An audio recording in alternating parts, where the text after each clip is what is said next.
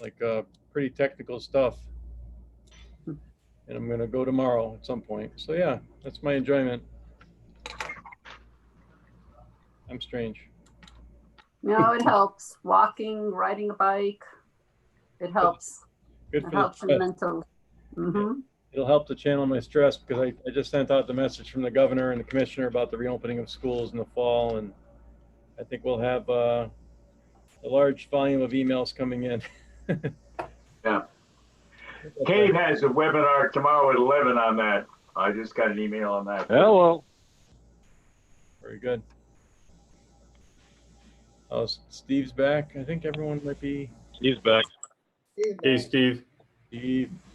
All right, you got to open up the slide again. Yeah, I never got on my Plainville account, nowhere. So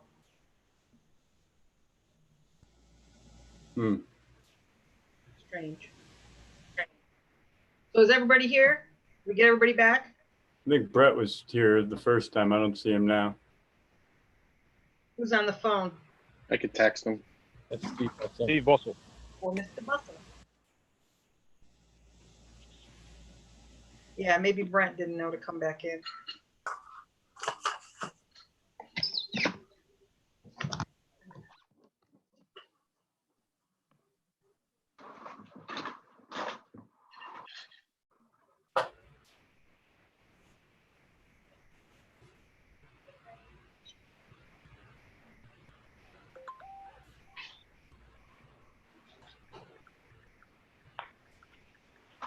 Steve LePage, am I going to share my screen?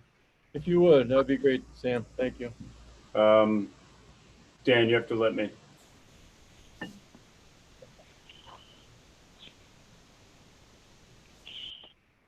Want me to share mine? I can go over.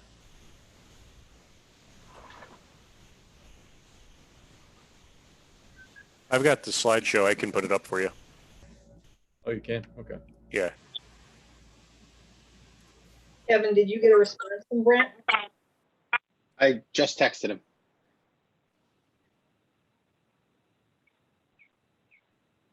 Brent's in Burlington, so he's still on a job and he's having trouble with the service. He just Oh yeah, right. Yeah, he just said he can't get back in not because of that. He just can't do it. Okay.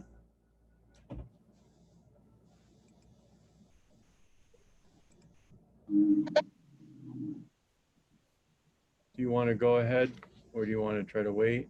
No, I think we'll. Oh, looks like he might be coming in. There he is. All right, Foster, you can call us to order if you want. Okay. Hold on a sec.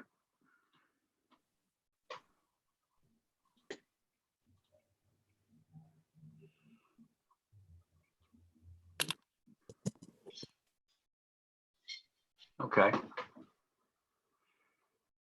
Are we called to order? No. You could do it. All right, call us to order then. At 6:16. Okay. Should have a end of year financial update. All right. So thank you for all joining us tonight. I had spoken with Becky following the principal interview process. And just to let all of you know, we did a contract signed with Jeff Wallowitz today, and I'll be sending a message out to the families probably later tonight or first thing in the morning to announce that he's the new principal starting July 1st. West Hartford's going to they're going to release him for us. So I know that's a different order of business, but I just want to let you know first that did work out well and the references all checked out fine, very well. So it'll be a great addition to our staff. So following those meetings, I was talking with Becky, and I wanted to let you know that the update on the financial status, given the closure and, our conversations going into the budget process, the final budget negotiations, with the town as far as give back for the capital improvement plan. And then kind of having a lot of unknowns at that time. Sam has done a really great job of keeping his eye on the ball, really staying on top of all the moving parts. and he has an updated financial report that he'd like to provide. And then we have some discussion about, funds that will remain following our all of our encumbered purchases and other end of year money that's being spent for various needs in preparation for next year and closing out this year. So we'll share some of that information, and also we have Steve Bussell with us to give a facilities update on several projects that have happened while we've been closed in our buildings, and also things happening over the summer. So, and then anything else that you'd like to bring up, as others. So with that, I'm going to turn it over to Sam to kind of take us through the beginning part of this presentation. So thank you, Steve. There are 7 slides, and we can go through them fairly quickly. Dan, can you go to the next slide? So this table, the format of this table should look familiar to folks. It's how we report when we report our Board of Education budget in the 8 standard categories. So you can see, just going across the columns, we have our original budget. We have some adjustments. We don't let anybody go over their budget. We make them make adjustments from one line to another. And then the adjusted budget, expenditures, encumbrances are commitments that we've made, but we haven't yet paid. And if you do the math, subtracting expenditures and encumbrances from the budget, you can see that there's $471,000 left. And we estimate that, or even a little higher than that, left on June 30th. From a financial perspective, I'm just going through the bullets now. School has been largely continued as usual. The employees are retained and have been productive, and you can see that in the salaries and benefits lines that the employees were continued to be paid. The savings that you do see in this table are for the most part utilities, transportation, and supplies. We were able to also do a large number of facilities projects while schools were shut down. Steve Bussell will talk about that in a minute. And then until May, we really limited our spending. Everything was focused on the current year. Mid-May, Mr. LePage and I met with Robert Lee and Rob Buden and talked a little bit about how to handle the spend at the end of the year. And their direction was to be prepared for next year. Next year, everybody expects to be difficult. We don't know what challenges it's going to bring. And so their direction was to prepare for next year. So for the past 6 weeks or so, we've just been looking at it through that lens of spending with preparation in mind. And the last bullet just states that this is a work in process. We'll be tightening up a lot of the estimates that are in this budget to the extent we can. There are a few things we have recorded. One that comes to mind is just chewing up money that the Choice Hartford program owes us. So that'll add to the budget balance. And so we would expect this number or higher to be the balance at the end of the year. And that's assuming that that's prior to any discussions with the town and what the town wants to do with this balance. Dan, can you go to the next slide? Same chart, but just stepping through each line 1 through 8. So line 1, salaries, approximate budget. Again, compensation was maintained, and people were productive in distance learning. Benefits are favorable, and that is largely because there are fewer retirements than usual. However, we do have unemployment expense that was over budget. That's on that line as well. That's related to laid off monitors and a few other positions that just weren't continued to be employed. Line 3, professional services approximates budget.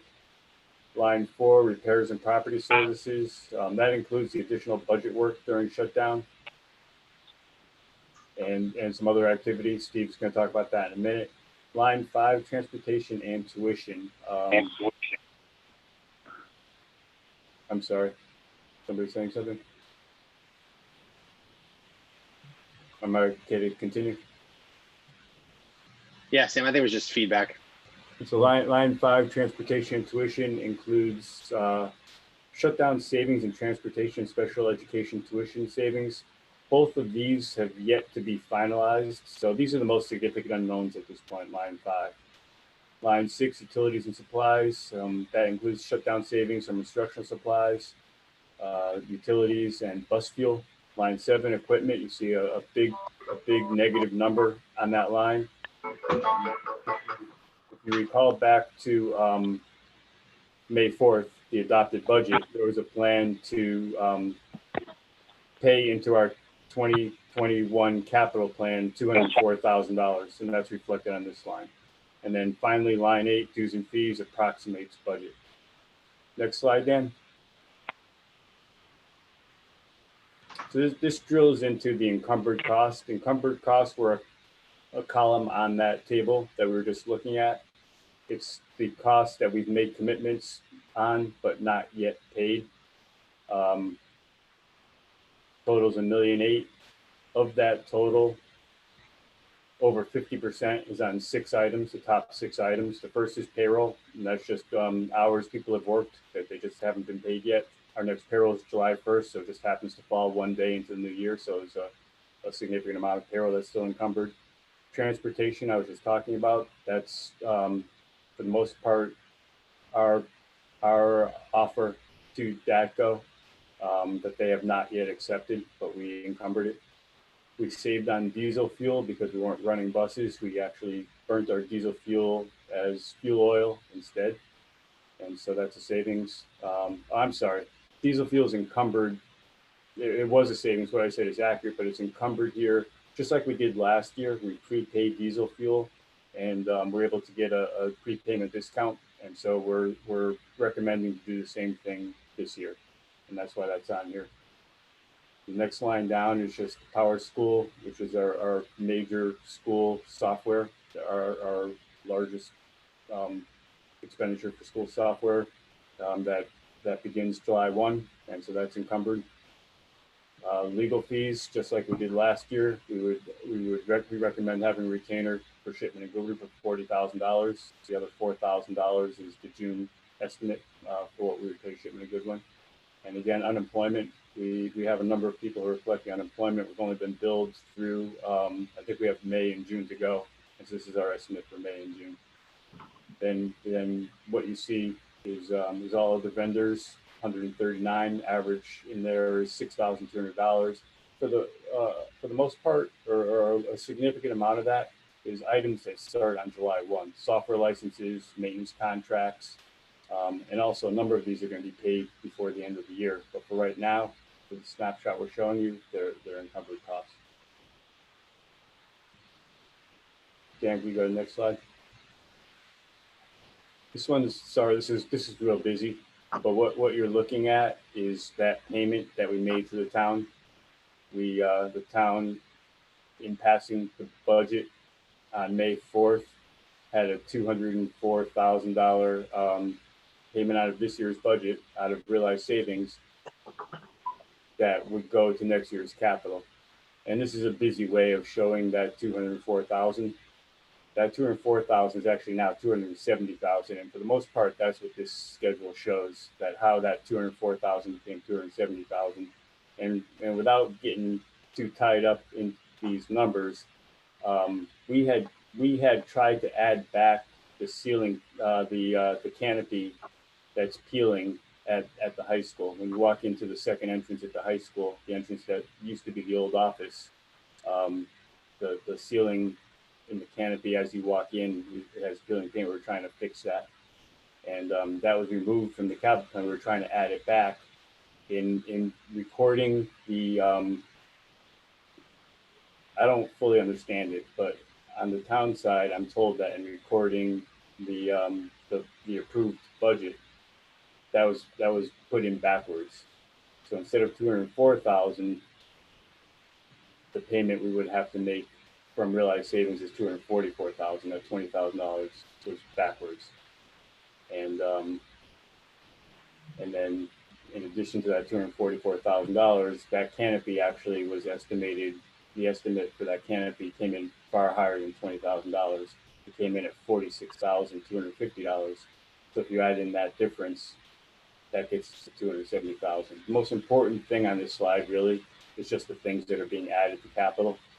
And so it's the top chart, those 4 items, adding in the canopy, adding in the Chromebooks, adding in staff Chromebooks and laptops, adding in makerspace and Steam hardware, all those things that were removed from the capital that we really didn't want removed, that now with these realized savings, we're putting back into the capital plan. Next slide, Dan. And so this is moving on to number 2 on the agenda, facilities update and summer projects. I'm not sure everybody realizes, but our custodians and maintainers never went remote. They continued to work right from day one, maintaining our buildings. And you may not recall, but up until May 5th, we had the possibility we'd be returning to school this year. So our custodians, maintainers were preparing for that possibility. They were disinfecting, making sure all areas are clean, making sure each of the 5 buildings was capable and ready to have students return, students and staff return. As it turned out, that didn't happen, but that was an essential activity during that time. And at the same time, and since then, they've been working on what we typically do during the summer. Floors have been cleaned, walls painted, number of projects have been completed. And so we're in great shape in terms of facilities without now having to hire the usual summer help other than a paint crew. And Steve, again, is on the call available to answer your facilities questions. And I'll just stop talking now if anybody has questions for Steve.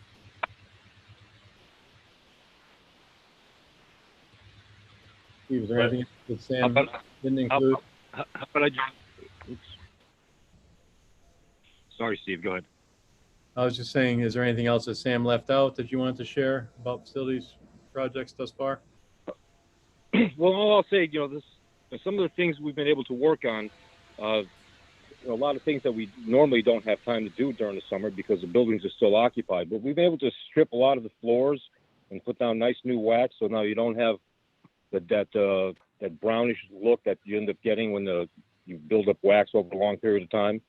We've already worked on moving the pre-Ks from the Toflawn and Linden over to Wheeler, and there's a lot of little associated work going on with that because there's people actually in Wheeler that needed to move to other classrooms and little areas we had to build and set up, and some of that stuff we're working on still. We've been able to work on some of the pumps and motors that were down because we were able to shut the building down with no one there. Little things like going out and cleaning all the lenses on the security cameras, so we had a better view of people around and activities that were going on. We've cleaned and organized a lot of our storage areas, and pretty much getting the school prepared and ready for the return of staff and students, whenever that does happen. So that's pretty much what we've been doing during this time right now. And there's a lot of stuff that we have planned for the summer too, like the capital project of the high school security entrance getting done. It's out to bid right now, and bids are due on Tuesday. So hopefully work will commence shortly after that. Steve, that was already out to bid. Any other questions? There had to be an amendment to that bid, correct? For the specs? Yeah, there were some questions that came in, some things that the architect had left out, some schedules and hardware stuff. So we had that all updated and sent out an addendum, and now the bids are due June 30th. We'd rather have gotten it all correct and not rushed it and had a lot of people arguing about what was actually supposed to be put in and what was getting put in. You still anticipate it'll be done before the fall, correct? Yeah, I'm hopeful that we'll have everything done. If we run into any issues, it may be the millwork coming in on time. So if that's the case, I'm going to save the old countertops and everything. We'll be able to utilize those until the new millwork does show. But I assume the 8-9 weeks that we have should be ample time.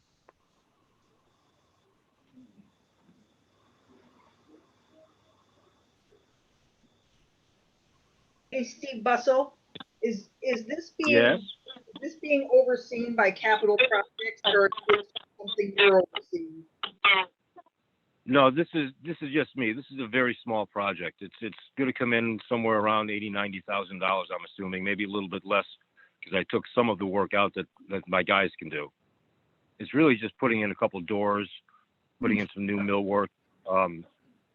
But because we had to change into the old safe now is becoming a new entranceway, and the fire marshal wanted everything to be done on prints and be stamped by an architect because we're changing the flow of traffic in the building. Okay, thank you. You're welcome. If I could just make a comment about the overall capital plan, just like every other year, just because it's in there doesn't mean it's going to be exactly done as was planned months and months and months ago, back when the Board of Ed approved this capital plan.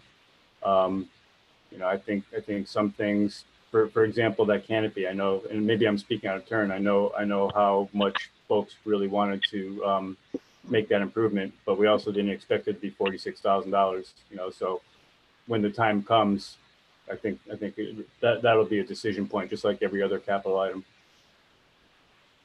Yep. Is that work on the canopy plan for the summer? No, this summer, because being that project's over $25,000, I'm going to have to get either 3 bids or put it out to bid. Okay. I'll talk to John Boss. That I may be able to get away with getting 3 bids. If not, then I'll have to put it out on the street. And I didn't want to have to do that on top of trying to do the high school secure entrance at the same time. I want to make sure we finish up the high school secure entrance first. Okay.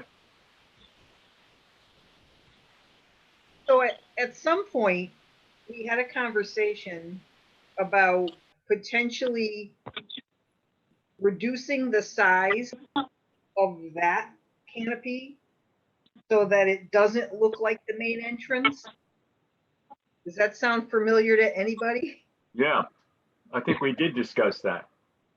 We talked about it, but I think the cost of reducing the size is, was prohibitive. I don't know, Steve, you might want to. Yeah, I don't remember the discussion on that. I must not have been at that meeting. But yeah, it would be a little expensive taking that down, and you still have to finish it off. Right. So it'd probably be a little bit more than just refinishing the whole thing. So, I mean, yeah, we could do that. I mean, I'm not putting it out to bid. We have, X amount of dollars assigned to it. But, there's solar panels on the roof that I'd have to remove. Lighting circuit. Yes, yeah. Oh, geez. I didn't remember that, Steve. I didn't know that. Yeah, I know So it would just be, it would be more, just to make it look smaller than the other one. Yeah. In my brain, I thought maybe this is how things always work. My husband tells me this is how things always work in my brain. I thought maybe it might make it cheaper that way, Yeah. It's logical thinking. You're making it smaller, you think it would get less expensive, but there's, removal and refinishing that front edge. And I think there's columns that go into the concrete and drainage gutters and things like that come down. Yeah. And then the panels, it's not impossible. And we could always, that could be something we could consider as part of I don't know, Steve, if we could get I guess if we're putting it out to bid, we'd have to get exactly what we want before we go out to bid. Right.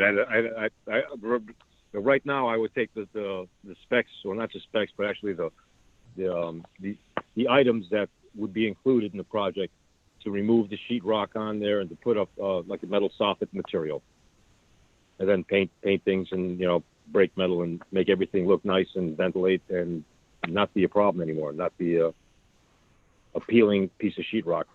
Yeah, this has been a kind of a chronic problem. On the request for proposals on this, RFPs, are we going to ask for some type of a guarantee so we don't have the peeling problem again? Yeah, we could, but it's painted like well, not painted, but it's colored soffit material, aluminum soffit, just like you'd have on your house. Okay. But the stuff on your house is usually vinyl. This is painted or epoxied, I don't have the exact paperwork on it. I can't remember what the finish is on it, but you can get different colors too. Okay. And it'd be attached up there, so it's metal with the aluminum, so it's not going to rot, it's not going to chip, it's not going to peel. It won't rust. It's a permanent fixture. Yeah. That's one of the reasons it makes it a little bit more expensive. It's a no maintenance option. But we can look into it. We can talk about this because I don't have to put this out to bid until I know I've got a window to do it again, which is going to be probably next summer, unless something happens and we somehow distance learn maybe second half of the year next year. Then I can put it out to bid earlier. But there's plenty of time to discuss, and if people want to give me some ideas, I'd be happy to look into it. That sounds good. I don't know if there are any other questions about facilities or just a financial snapshot. Is that that's the last No, slide? I have one more slide, and I can do a quick recap, and then we can have a discussion if that's okay. Right. Yeah. Dan, would it be possible to send us a copy of those 7 slides? Of course. As soon as this meeting's over, I'll send it. Good. Yeah, I've taken some notes, but I don't trust mine. Yeah, and there's a lot of numbers. I should have sent it ahead of time. And part of it, yeah, with the pictures on the side on that first slide, you couldn't see all the way over to the right.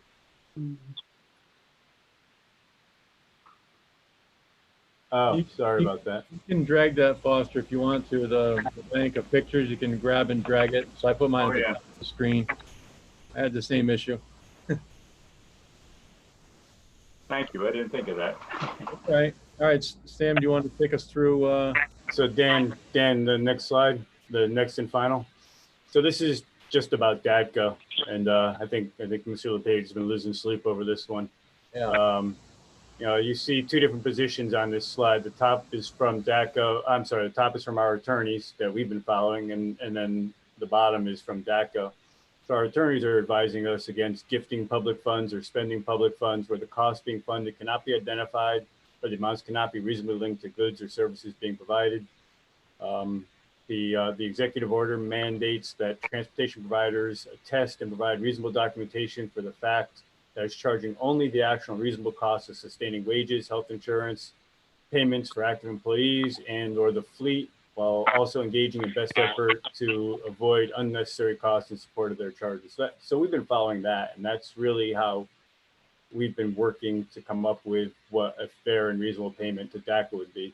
DATCO's position, the third bullet on this slide, is that the CARES Act requires the district to pay DATCO to the greatest extent practicable up to 100% of our contract. Any agreement that may be crafted between DATCO and Plainville Public Schools require the district to certify that it's doing so.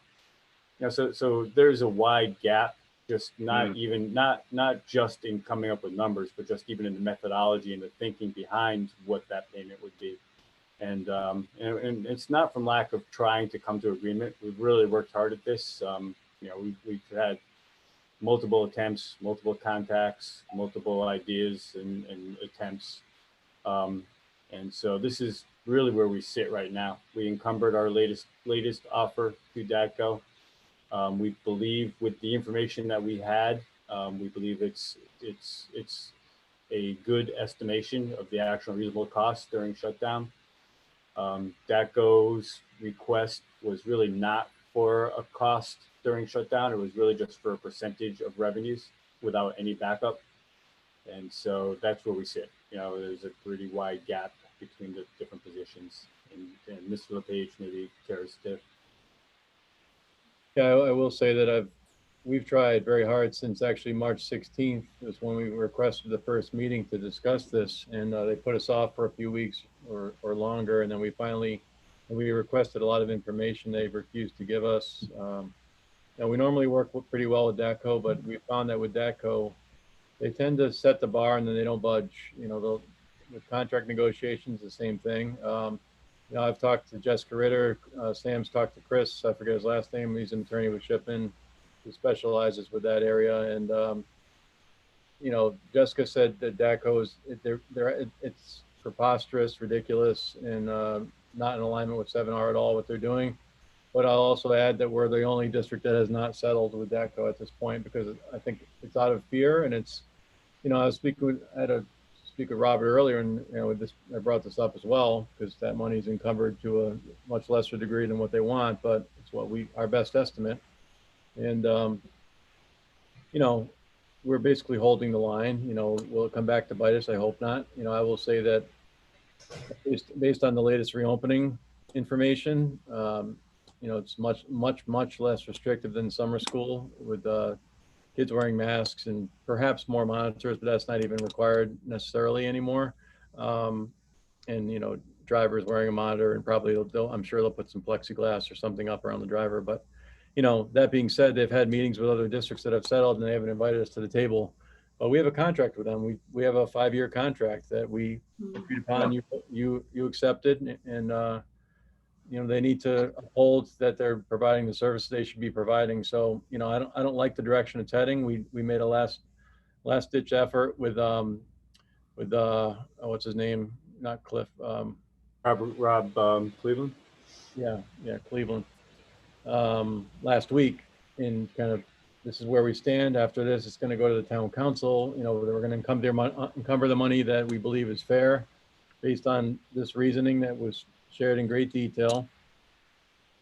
And after that, they're going to have to go to the town council. If they want more than that, they're going to have to try to justify why they want more money than that and present their case. And that would be up to the town council, because after that, our money will not be there, after July 1st. So. Do we have any, or are we beginning to look at what may happen at the beginning of the school year if we haven't come to settlement with them? That will our ability to have transportation be available? We still have a contract with them for the next 5 years, so it's a matter of settling this current year disagreement. But I don't know how they could lawfully just say we're not going to provide services and void the contract. Sam, I don't know, am I incorrect in that? I agree 100%. I would just add to it that, for every 2 times we've tried to contact DATCO on this and work to move this forward, we've gotten maybe 1 reply. It takes 2 times to get 1 reply at a minimum, and sometimes significantly more than that. So I'm not sure we could have done much more, Foster. I think we are where we are. I agree. I just don't know if we are at all vulnerable, since we may have to do right now. From what I just saw from the governor saying, it does look like we don't have to have that much of a limitation on the number of students on a bus. But if there's a conflict between us, I don't know how smooth that's going to be. Yeah, I would say the good thing is that we work really well with Tim, and I have spoken with Tim Rebstead, and the people in our Plainville base are great. We have a good relationship with them. You saw the bus at graduation; they wanted to be there for kids. So it's really a management disagreement. And I've spoken with Tim. He said, in his opinion and in the driver's opinion, we're all heroes because they're making a lot more money being off than they are working. So, that's unofficial, but, that's just the way it is. They're getting a $600 a week bump, and they're getting the unemployment, and DACO wouldn't settle and with us. So we couldn't agree. We tried to get them back. We requested at least 4 times to have their drivers come back immediately, and we'll pay the reasonable wages. And, we have that in writing. We have a whole timeline of I feel very good, thanks to a lot of work by Sam, and Sam and I working together, but Sam, he's very good with tracking all of that. I've spoken with Don DeVivo, the D and DACO twice. We've tried literally everything. And other than just saying, okay, well, this is what you want, and you're going to say you're not going to profit from it, we'll agree to it. But they have a lot more business than just Plainville Depot. So they can say they're not going to profit, but it's going to counterbalance some of the losses they're suffering from, and I feel for them, but, they're looking to cover some of their losses outside of Plainville with Plainville dollars. In our opinion, is based on the numbers they gave us, the last numbers they gave us for wages, that he had no justification, right, Sam? We called Yeah, on it, and they he just changed the story to match the numbers. the cost details that they gave us didn't support their offer. So then just 2 days ago, they revised those cost details to tie into their offer. I don't know how they did that. You know, the cost is the cost. They don't give us enough details to be able to analyze it. But all of a sudden, 2 days ago, so you know, a revision shows up that actually ties into their offer. So I'm not even sure I don't know what they're doing. So we'll take that one step at a time, but that, you know, that is something you should be aware of, and we'll continue to try to work through it. I mean, my perception is that as far as next year, we still have a contract with them. They're going to provide service. We're going to pay them. If this thing continues to drag on down the road and goes into the realm of legal problems, then that's what it'll happen. But it shouldn't affect the coming year's service. Right. I'd be correct in that statement. Yes, I would just say that, you know, our contract requires a certain level of, you know, services. So, you know, what I was losing some sleep about is if we had to increase buses or vans or get creative, you know, how willing they would be to amend the contract and be supportive of us, you know, because we're not coming to the table and playing nice, because it's not defensible with you. You know, I don't want to put you in that position. It's really not defensible. You know, some districts settled real early on at 80% of revenue. And I just don't know how you do that. That would have been $536,000, Sam? Yep. So that's what they're asking for. You know, what we're offering at this point, without them bringing any of the drivers back and the other adjustments. What is it? Close to 300, Sam? A little less than 300. 90 something, or 280 something. Yeah, I have to open well, it up. you know, it's about half of what a little more than half of what they're looking for, but that's a lot of money, 200 and some odd $1,000, and they never brought the drivers back. You know, in the very first conversation with them, they kind of talked about that as a strategy. Well, we're gonna let the drivers stay out. We want you to pay 180 school days. So we'll continue to keep our drivers through the summer. So we lose less drivers through attrition, and they're not coming back, getting other jobs. They can collect. They're making out pretty well with collecting right now. So it was shady. I didn't like the way it sounded then, and I still don't like the way it's unfortunate, because we usually have a pretty good relationship with them. So. And, you know, I would just add to that our mindset has been to be cooperative. You know, I think if we could find a foothold in something that passes the laugh test, you know, that they were providing the details that meet the requirements of the 2 bullets that are on the slide that's still on your screen, you know, that's a recommendation of our attorneys. You know, if we could get there, I think we would do it. I think we could be criticized if we are paying public funds for a service that's not provided. Yeah. So Can I our just get some clarification? Wrong, but it's Is that Nicole? Yeah. yeah. I just so just so I understand, were we paying our contract through the shutdown with them? That's what the argument is. How much of that contract do we have to pay through the shutdown? The governor said, yes, you have to continue to pay. And then how much is that payment? That's the whole So framework. are they asking for more than our contract says? No, they're asking for 80% of our contract with them, but they're basing that number on revenue dollars rather than on their actual costs. And they refused to give the actual costs of the Plainville Depot because they didn't want to open it up to freedom of information. You know, they were pretty transparent about that. They don't want to let Tim know how much Shirley's making and vice versa, and what they're all, you know, because once they open it up, it's FOIable. They're a private business, so they don't have to by law release that information. But in order for us to justify, you know, the paying them what they were asking, we needed more information about their costs, because it's a cost model. 7 hours a cost model. I don't know. Nicole, did that answer your question? Yeah, I'm just are they trying to get us to pay their unemployment insurance? Is that what this comes down to? No, they don't have to pay unemployment insurance. They're not self-insured. So they pay unemployment based on their payroll. You know, their unemployment, they get a rate that they have to pay. And then on their payroll dollars, just like Social Security and Medicare, they pay unemployment. So it's not that. They're trying to get us to pay a percentage of what they would have earned had we not been shut down, without giving us very much detail on why we should pay them that percentage. Okay. Thank you.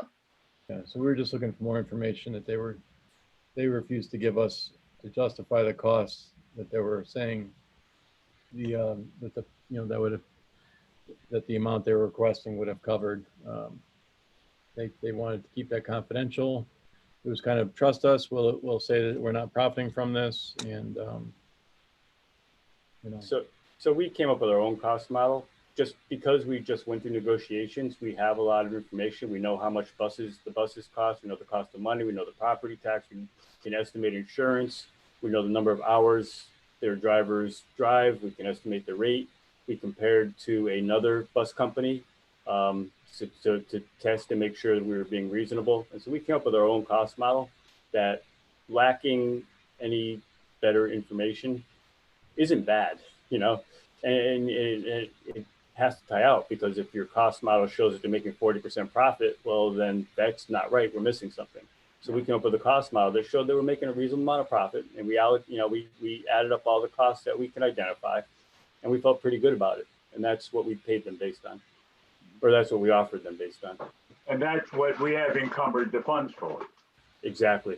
Right, and we had sent them a check about a month ago for the amount that we articulated that we believe we owed them for, you know, during the, you know, the period of closure at that point. And we said we'd send more when they bring the drivers back, and but they had to sign an agreement, you know, with some shipment language we had in there about what that meant by signing. They were accepting it as payment, and they sent the check back to us. So there it is.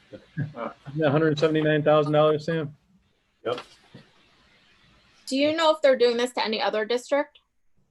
They did. Yeah, Westport was going to take them. Westport wanted to go to the district attorney, right? Is that what it was, Sam? Or to the governor's office or something. I'm not quite sure. They were. But I think every district was upset. It's just a matter of how far they felt that they could hold out. I guess we're the most stubborn, but it's just, you know, once you stick to a position, if you don't think it's right, then you follow it through. You know, unless it's going to be detrimental to the district, which I don't think it will be. You know, I was getting a little nervous there, but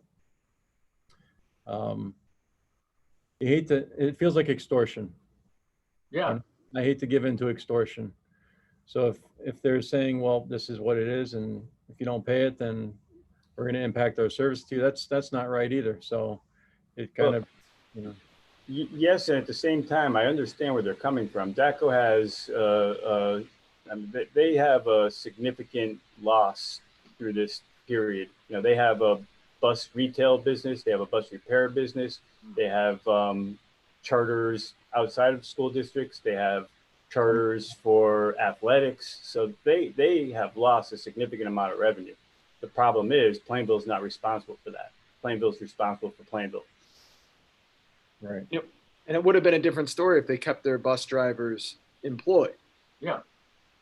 But they did. And like some other districts might have not been in the same place as us because we didn't put our staff on unemployment. We kept everyone paid for all of that, where some districts didn't. And 7R basically said that they DATCO should have kept them employed, is my understanding.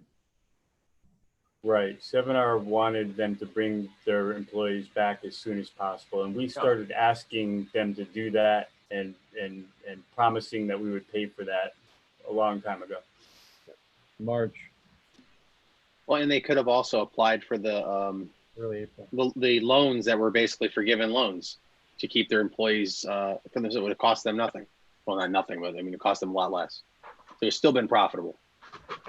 So the deal here is that, you know, we're following 7R and they're looking at the CARES Act, which says that districts are supposed to the best extent possible, pay 100% of their 100% of their services. But you know, I look at that as the kind of services I'm thinking of when I see that is I'm thinking it's more applicable to like special education services. I don't know that transportation falls in there, but yeah, it's all the way you look at it.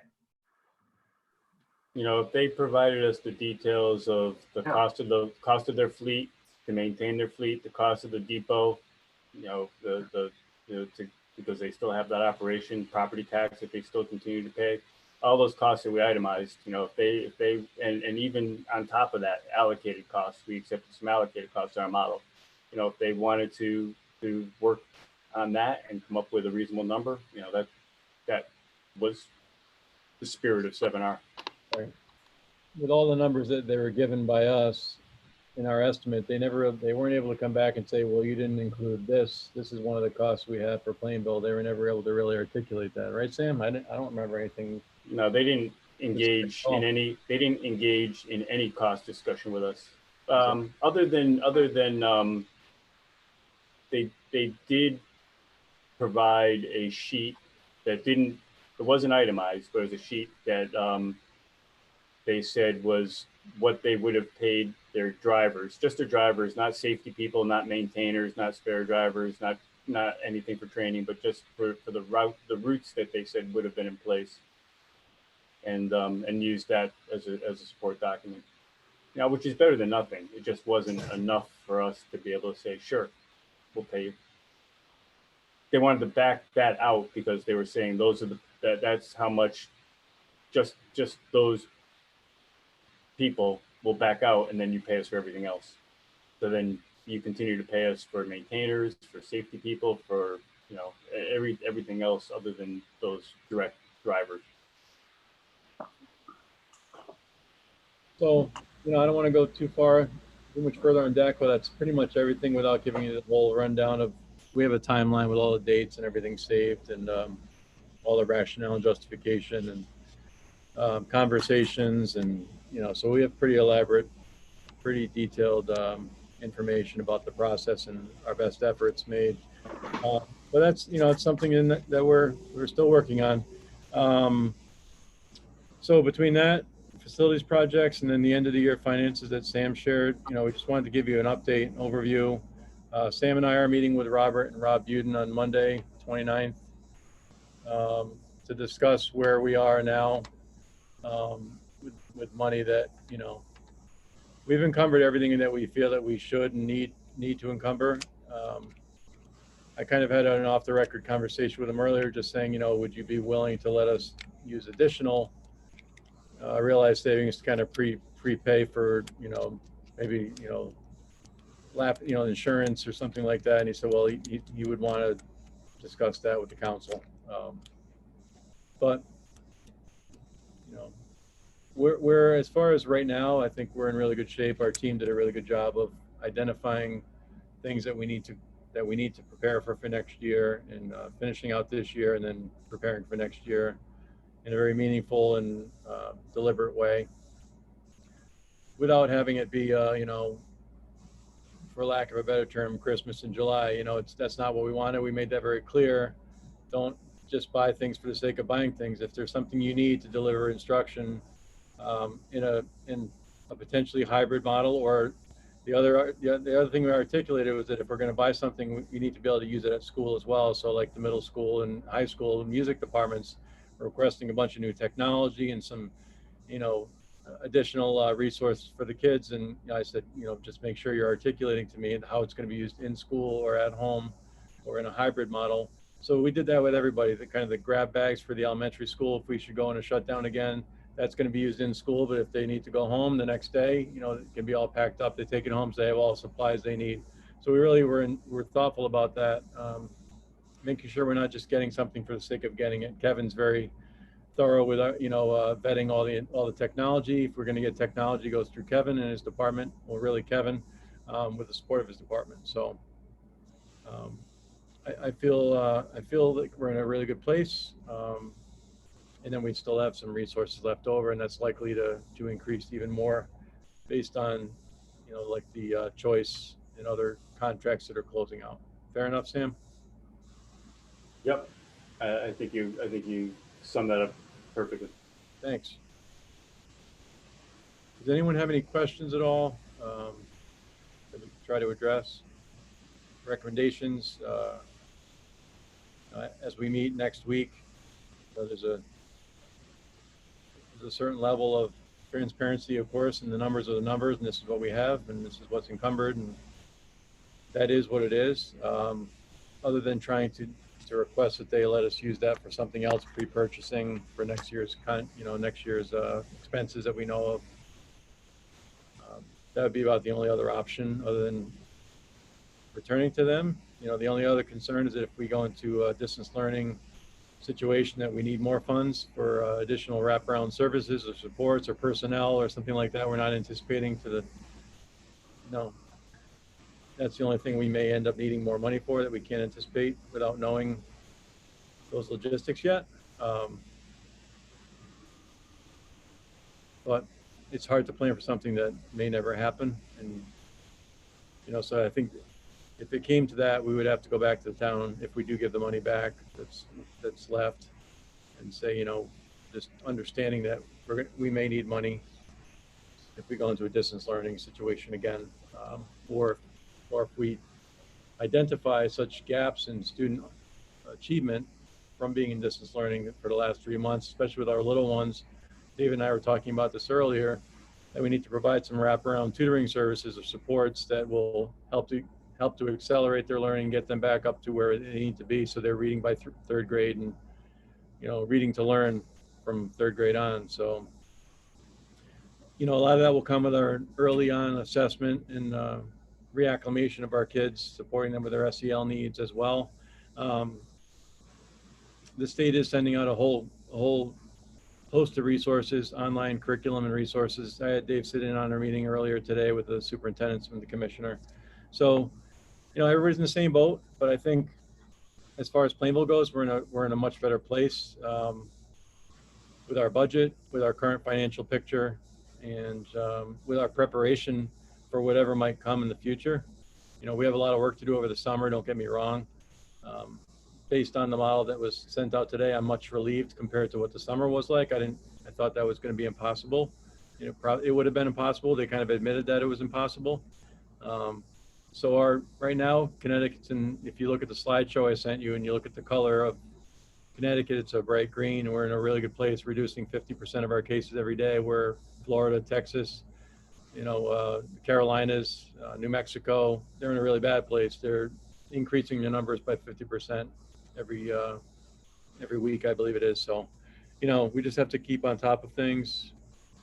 But I'll be sending out more task force information coming up for meetings next week, and then, or in 2 weeks from now, give everybody time to digest the whole model is coming out on Monday, and we'll go from there. But I won't continue to talk. If there's any other questions, please let me know, or if you want to let me know offline, that's fine too. But if there's something you want to share with the group. I think at some point we're going to have to vote on what we're doing with that balance. I think. Trying to think if that's what we normally do. Might not be a bad idea, just to clarify what we're doing with all the funding and where it's going. Okay. And we always return some balance. It's just small. And I don't know that you necessarily vote on, because the final balance happens after the audit. It doesn't really get determined. I think it's more. Absolutely. I think it's more that we vote on the what we're doing with all our encumbrances, right? More than what we return. Correct. Right. It would be more like the slide in the middle of that presentation that detailed those 6 items that were the major items that are encumbered. Right. I think that's it. And that's, that protects everybody to say we all agree this is what we're going to do with the money, and, then we go from there. Okay. We can let you have your meeting with Robert first and get that straightened out. probably should wait until actually the end of the year after June 30th. I think it'd be appropriate to make that decision when we actually know. Yes. On Monday. Yes and no. Procedurally, we're not allowed to make any purchase orders. We can't make any commitments out of this year's funds after June 30th. So if you wanted to unencumber a purchase order, if you wanted to, let's just say the diesel fuel, you didn't want to prepay that diesel fuel. If you wanted to make that change, we really should do it before June 30th. So if you wanted to show your support for those encumbrances that we identified, then I would suggest doing it before June 30th. And I think that's what you typically do. Can we? Yeah, I think we typically vote on the thought that if it changes, we'll change it. But based on the numbers we have right now, we usually vote on what we're going to prepay. Can we get back to that slide that has those encumbrances on it? Maybe we could just make a motion and do that. That might not be a bad idea. This is a subcommittee meeting, right? So are you going to just have the people on the subcommittee vote? Yeah, I suppose, right? I don't know. Slide 4, Dan. I mean, you could do a straw poll just to make sure you have consensus. We could also do it as a subcommittee recommendation to the board. That would have to be it, I think. And that way we've at least, done it before the end of the year. Yep. And that gives Mr. LePage direction to move forward. Right. Right. We have to make all our pictures go away here so I can see it now. There we are. So the top line on here really isn't a decision. That's by law. We have to recognize the payroll that we owe our employees. Yes. Line 2, transportation. That includes what some smaller amounts that we still owe DACO, but for the most part, that's our position. That's our position, right? Right. Slide 3 is the full year of diesel fuel from Dime Oil. It's 40,000 gallons of the diesel fuel that we typically use at $2 and change per gallon. Line 4 really isn't a decision. That's the software license for the software that runs the school district. So that's really not a decision, but what you're seeing here are just the top amounts that are still encumbered. The next line down is a decision. That's the retainer for Shipman and Goodman for next year, $40,000 retainer and a $4,000 estimate for June, part of May and June remaining. And then the last line on their unemployment really also isn't a decision. That's our best estimate for what we'll have to pay as a self-insured. That's our obligation for the employees that were out of work.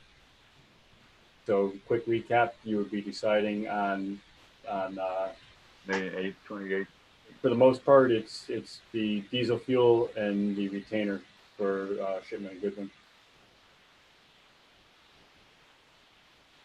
Is there a committee member that wants to make a motion on that?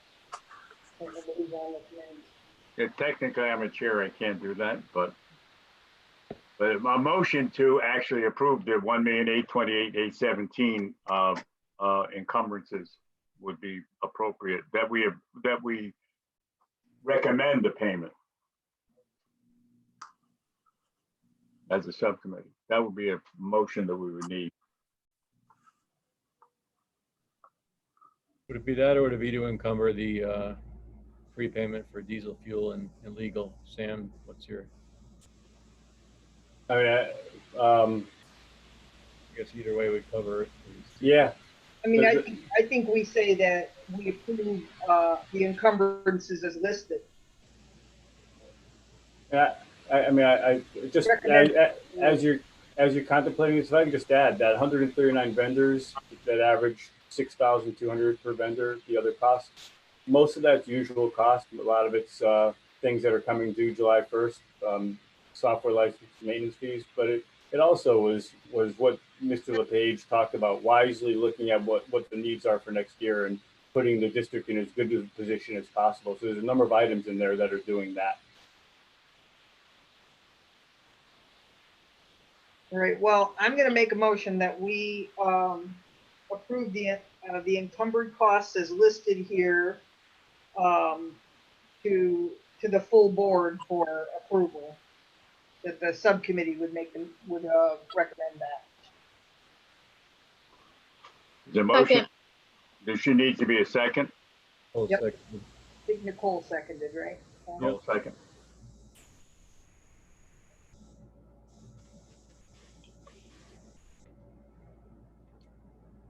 And just the committee should be voting on that. All those in favor should say aye. Aye.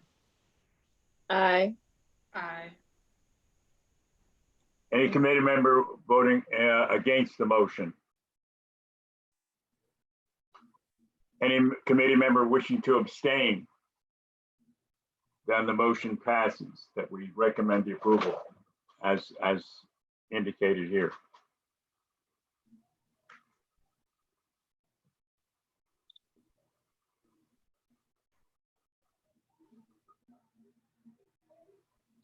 All right.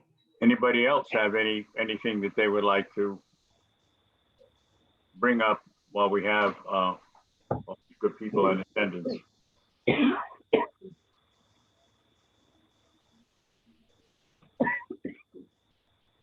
I think everything, has been going pretty smoothly, and I thank everybody for their efforts. I know there's more questions than answers, and hopefully in the next few weeks we'll get a better picture of what's going to actually happen come the fall. But right now, we're going to continue to do the best thing we can. Yeah, you're gonna see the from the governor's press release, press conference tonight.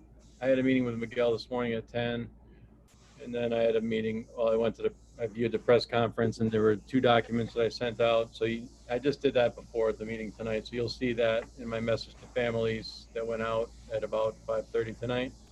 I'm sure I'll get a lot of emails, but it's calling for a full opening, all students every day, full day, with mitigating strategies to, stop the spread. So let me know what you think about that, and we're going to get the full report on Monday, and I'm going to be having focus groups and also sending out surveys, trying to determine parents' concerns, fears, if they still plan on keeping their child home, because that's a real reality that some parents will still want to do. So to be continued, as you said, Becky, but we're on top of it, and we'll continue with our committee work. I didn't want to have too many meetings with the committee because there were so many different possible options. You end up planning for all these contingencies that probably won't happen. So I'd rather have a pretty good idea and then plan from there. So that's what we're going to do.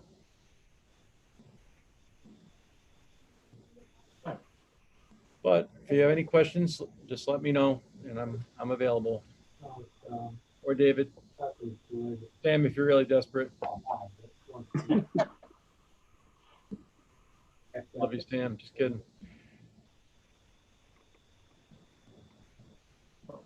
Everybody's still healthy and well? That's good. Trying to be.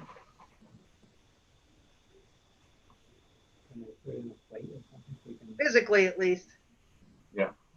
Can't talk about the mental part. I hear you.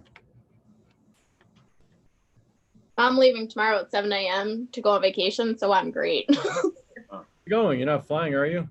I am. Seriously? So, Key West. Oh, you're going into a trouble zone.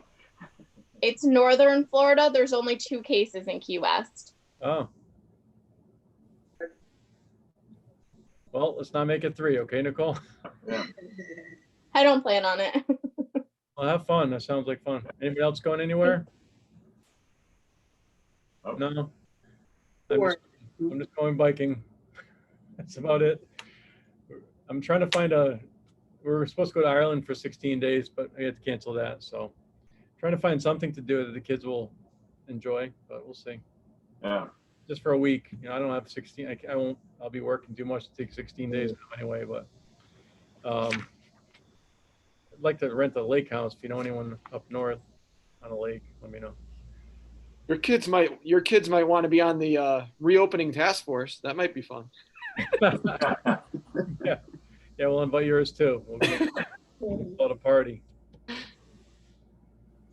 I'll All tell right. you, I've had pretty good luck with Airbnb, so I look around and see what's out there. Pick a location and check it out. Yeah. Okay. I went on houses for rent. And I wanted to could be on Winnipesaukee or something for a week, but the next opening for everything has been like September 14th. Yeah. Not the best time, superintendent. But. If you want to go way up, you may find something on Moosehead Lake. Oh yeah. Yeah. What's That's a little bit farther north, but it's a beautiful lake. Yeah. Okay. It's good to know. There's something called the good Grand fishing. Canyon. There's something called the Grand Canyon of Maine up there. That's really cool. Oh really? Yeah. Anyway, that's enough of our. Are we gonna, does anybody want to adjourn us? A motion to adjourn would be in order. Motion to adjourn. Yay, okay. Second. Somebody better second. We have to stay here all night, folks. I don't miss you though. I wanted to, have a conversation. That's all right. Okay. And Nicole would not be able to take a plane. I know. Yeah. All right. Did we get a second? I don't know. Who else is on the committee? I thought maybe Kathy. Are you on the Kathy committee? Wells did. Kathy is. She's seconding it, but she's Second. other. There you go. Kathy seconded it. Kathy seconded, yes. Okay. And you should vote on it, so all in favor say aye. We'll make it legal. Aye. Aye. Have fun. Be safe, Nicole. Everybody else. Thank you very much. Take care. Stay safe and Bye. healthy, everybody. Bye-bye. Good seeing Bye, everybody. Bye bye, everybody. Bye. Thank you, Steve. Thank you. Thank you.